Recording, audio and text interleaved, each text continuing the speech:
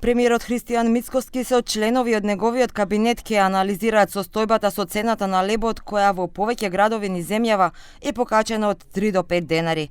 Мицкоски вели ако има основ за покачување, ќе има мерки, но ако се утврди дека има неоправдано зголемување, ќе има санкции. Ја анализираме состојбата и денеска во текот на денот ќе имам состанок на оваа тема.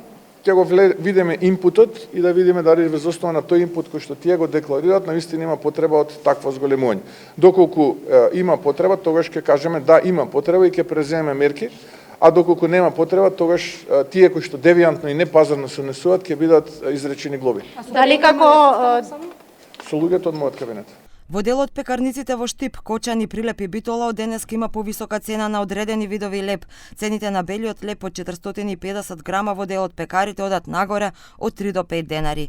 Информациите ги потврди од групацијата на мелничко-пекарската индустрија при Стопанската комора, но таму велат секоја пекара индивидуално одлучува за цените. Според нив, со конфликтот на Блискиот Исток, трошоците пораснале за над 10%.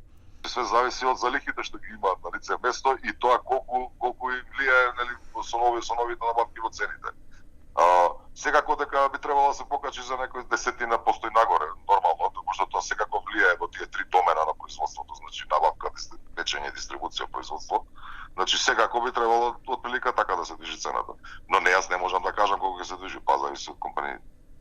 Корекциите нагоре на цените на лебот доаѓаат по поскапувањето на маслото и јајцата, како и овошјата и зеленчукот. Експертите и бизнисот алармираат дека нафтениот шок ќе се прелее врз цените на сите производи, но премиерот вели инфлацијата е стабилна. Ќе се чека официјалното соопштение на статистика наредната недела, па дури потоа евентуално би се разгледувале и мерки за заштита на стандардот на граѓаните. Ќе се следи и цената на горивата, иако треба на вонредна седница ќе се продолжи кризната состојба и мерката за намаленото ДДВ за горивата, а ќе се анализира и дали има потреба за интервенција со акцизите. Мицкоски тврди и дека струјата нема да поскапи.